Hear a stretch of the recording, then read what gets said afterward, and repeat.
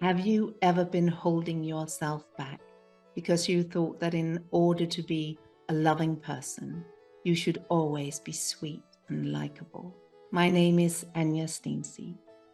I am a Nordic mystic, mentor, and author in the service of love.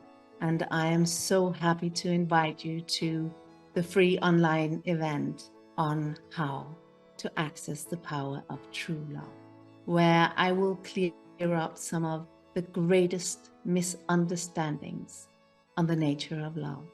And I will guide you into the experience of just how powerful you are when you allow yourself to open up to love itself, to the presence of God.